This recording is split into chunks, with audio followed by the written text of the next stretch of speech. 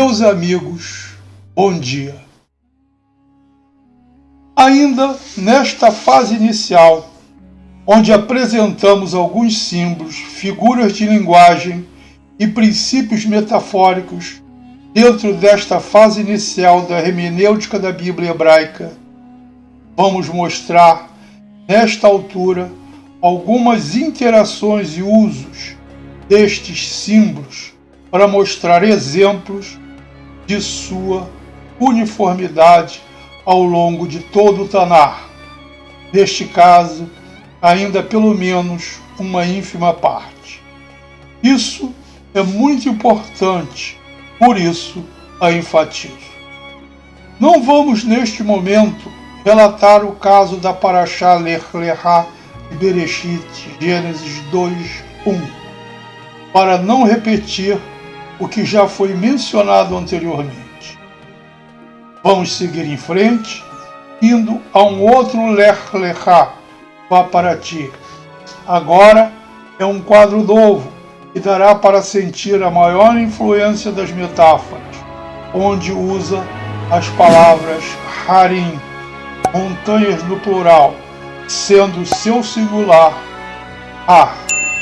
Lembrem-se, já falei que a palavra Har, montanha, quando na palavra refletir em hebraico, no infinitivo Ler Har, não estou vocalizando adequadamente para não confundir e enfatizar a palavra montanha.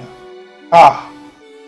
Usa duas vezes a palavra Har, que é uma espécie de superlativo da palavra Har, montanha, enfatizando que a reflexão, ou mesmo pensamento, é uma superrelatividade da palavra montanha, ou seja, o ato de refletir ou pensar é análogo a vagar pelas alturas, no nosso interior, é claro.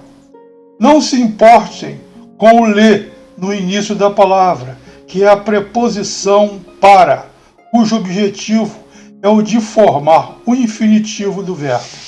Vejamos nas duas telas que seguem Bereshit, Gênesis 22:2 e 22:4.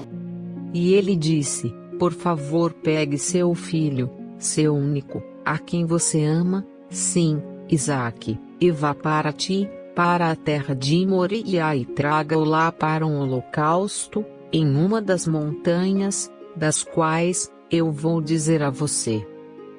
No terceiro dia, Abraão levantou os olhos e viu o lugar de longe. E 22:4, veja-se que ao chegar ao lugar, Abraão levanta os olhos e vê o lugar mencionado por Deus.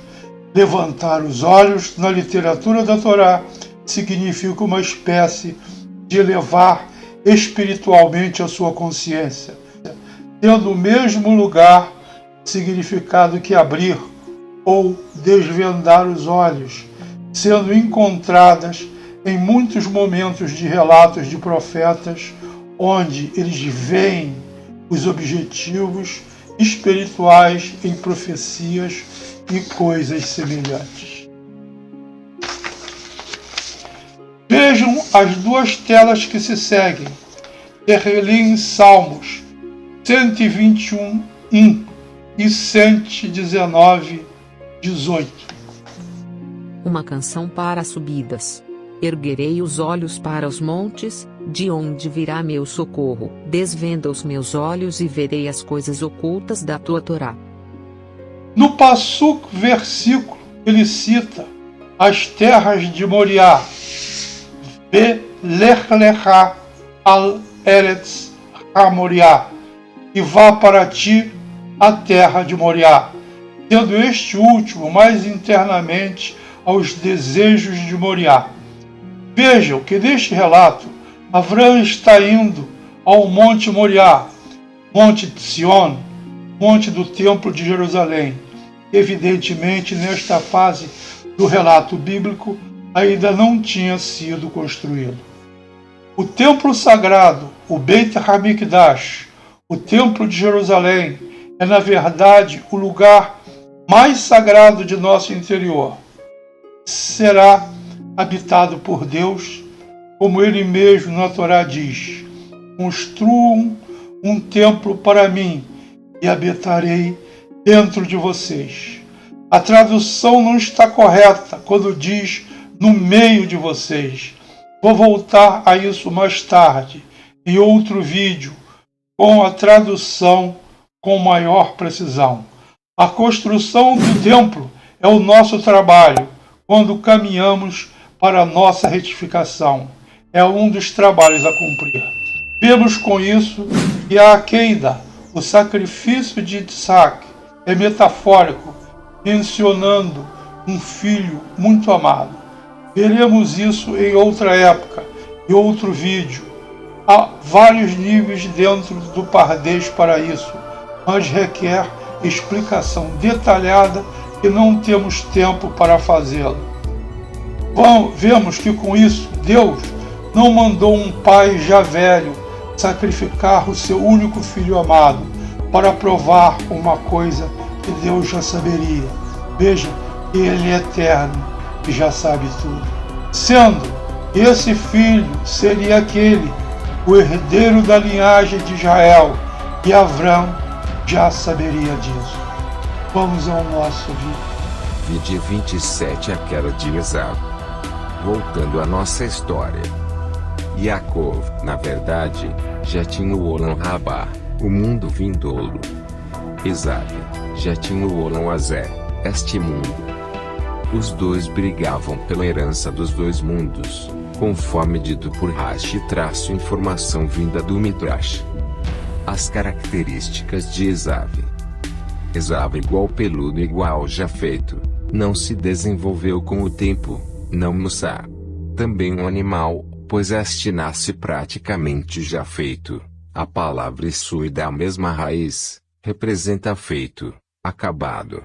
Por outro lado, a metáfora do animal é completa, pois é peludo, acabado, vive nos campos, gosta de caçar, por isso é no aspecto individual do homem, retratando a essência da natureza animalesca do homem, normalmente chamado na literatura da Torá como Nefesh Bahamit, alma do animal, ou simplesmente Nefesh Bahamit, alma animal. No sentido mais amplo, Esaú que Edom, dando um spoiler, representa em outro nível de entendimento a cultura de Roma, a cultura ocidental. Vamos ver isso mais à frente com um pouco mais de detalhes. Vejam na bênção de Tzaka de Esaú, Edom. Incluir o texto da figura na locução. O fato de ser Admon igual ruivo igual vermelho igual um sinal de que ele poderá ser um assassino, conforme Rashi, vindo do Midrash, o derramador de sangue. Pode ser entendido também como ligado à vida, pois a vida é sangue conforme a própria Torá. É importante lembrar que Davi Amelec, o rei Davi, também foi chamado de Admoni, ruivo, vermelho, mas não era mau, mas também derramou muito sangue, sendo exatamente por isso que houve o impedimento de ele construir o Beit HaMikdash, a casa do santo, o templo de Jerusalém, deixando esta missão para o seu filho Salomão. As suas mãos estão sujas de sangue, as mãos de David. Convém informar que a palavra Edom em hebraico significa vermelho. Seguindo o relato, até os 13 anos, no Bar Mitzvah, a maioridade religiosa, não havia diferença entre os dois irmãos, e a partir daí, houve a diferenciação, e aos 15 anos, quando Esaú voltou do campo cansado, seu irmão estava fazendo um cozinhado de lentilhas e Esaú pediu para ele que lhe desse um pouco, pediu que o alimentasse, um ato simbólico, pois o tzadik, o justo, alimenta o mundo, a metáfora de alimentar o mundo com justiça, sabedoria e conhecimento. Nesse dia havia morrido Abraão. No episódio do prato de lentilhas, Esaú chegou cansado. Ele perguntou a Yaakov por que ele estava cozinhando aquilo e descobriu que havia morrido aquele sábio seu avô Avraham. Nós diz o Midrash. Ele perguntou. Até nele chega o decreto da justiça. As mitzvot não lhe valeram de nada. Até mesmo para um tzadik. Não existe vida após a morte. Não existe a ressurreição. Essa foi a gota d'água e ele se voltou ao materialismo. Daí ele virou um rachá malvado. Principalmente como nos conta a Guimará, a parte de comentários em aramaico do Talmud, que ele cometeu neste episódio o seu primeiro pecado, matou um homem, Nimrod. O segundo pecado, ele fez relações proibidas. O terceiro pecado, ele renegou a ressurreição dos mortos. O quarto é que ele renegou a Deus e o quinto, ele desprezou a sua primogenitura. Tudo isso conforme o Midrash. Retirado do comportamento de Esaú, Edom, ele é um assassino, mentiroso, pois mentia para o próprio pai, manipulando, sendo que também a própria palavra Edom tem a mesma raiz na gemátria que a palavra mentira, sendo essa uma das suas principais naturezas, a mentira, estando intrinsecamente relacionado com o exato momento em que vivemos, pois estamos na era da mentira. Como nos conta o Midrash, ele era um estuprador, fazia sexo proibido, completamente indigno de pertencer à linhagem de Israel. Vejam a descendência nas gerações Toldot de Esaú com os comentários de Rashi, vindos do Midrash, que demonstra claramente que todos os seus descendentes eram promíscuos, inclusive entre mães e filhos, lembrando muito a vida em Roma, principalmente da nobreza, onde não havia nenhuma ética moral. Quanto ao nome de Yaakov, este vem da palavra Akev, calcanhar, pegada, que representa calcanhar, a parte mais baixa e humilde do corpo, sendo esta palavra também vizinha no radical às palavras Aku, torto, tortuoso, e Akon, torto, curvo, oblíquo, uma alusão do seu caminhar pela vida, tortuoso, incerto, errante em país estranho. O próprio caminhar dos israelitas pelo mundo, e da nação Yaakov em formação incerta. Esse é o nosso caminhar pelo mundo, sujeito às probabilidades e não à nossa vontade e determinação. Quanto à sua transformação em Israel, que vem de Yashar, reto, direto, com a terminação El, de certa forma o mesmo que Elohim, mas no sentido de poderoso. Israel, direto ao poder, poderoso, ou Elohim.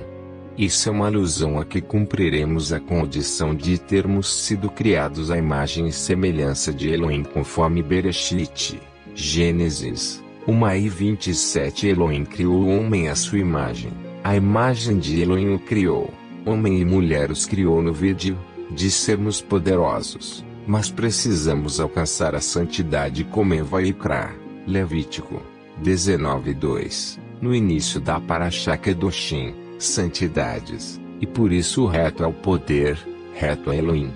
Isso é confirmado quando nos é falado em Teilim, Salmos 82:6. Vós sois Elohim, deuses, e filhos do Altíssimo, todos vós. Vejam que o nome Israel foi dado inicialmente pelo visitante da noite, que é esclarecido na própria Torá que se trata de um Elohim, anjo, conforme Bereshit, Gênesis 32:29. Ele disse: o seu nome não mais será chamado Yaakov, mas Israel, porque você tem poder de comando com um anjo de Deus e com os homens, e você prevaleceu. Oséias 12:5. No vídeo, neste caso o arcanjo de Esaú na alva, no alvorecer, ao terminar a luta da nação Yaakov. Nessa altura, todo o resto da humanidade, com a nação Esaú. Mais tarde o nome Israel que foi dado pelo anjo é confirmado por Deus. É muito importante notar que Elohim não significa o Deus único, o tetragrama, Hashem, conforme o mesmo capítulo 12, mas no versículo 6, veja no vídeo e em Teilim, Salmos 95:3. Porque grande poder é Hashem e um grande rei sobre todos os Elohim, traduzidos corretamente para poderes divinos.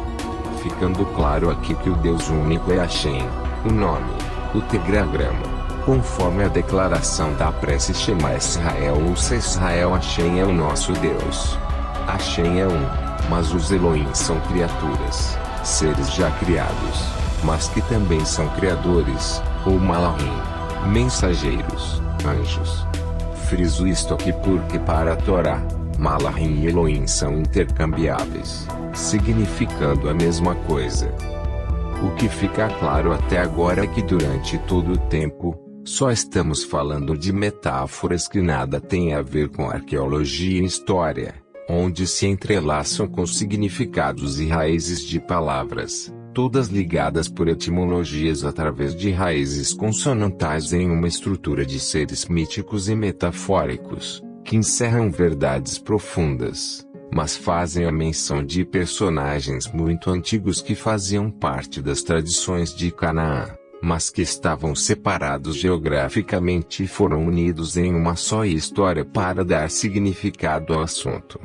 Na realidade, são personagens muito importantes em uma ciência que de muito passa a nossa atual. Essa ciência chama-se Kabbalah, que já no nosso século, conhecendo seus fundamentos, passamos a vislumbrar através de nossa ciência os verdadeiros fatos que animam esses mitos, que tenho exposto até agora. Existem muitos historiadores contemporâneos, inclusive membros de universidades, que a citam, parecendo ter algum conhecimento do assunto, fazendo críticas, mas na verdade seus comentários revelam não conhecer nada sobre ela, onde as suas opiniões se baseiam em crenças populares do que ela seria. Na verdade, a Kabbalah é a alma da Torá. Em breve, em próximos vídeos, introduziremos, sacando-a do próprio texto da Torá, pelo menos como uma abordagem inicial, mas trazendo assuntos muito profundos. Pensar que a nossa ciência contemporânea explica tudo de uma maneira categórica é mera ilusão. Obrigado por assistir.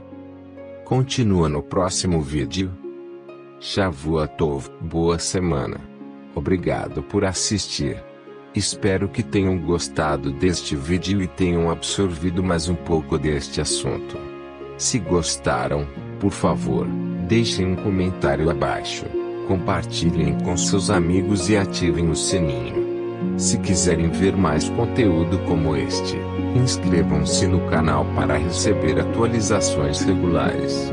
E não se esqueçam de seguir-nos nas redes sociais para ficarem por dentro de todas as novidades. Mais uma vez, obrigado por assistir.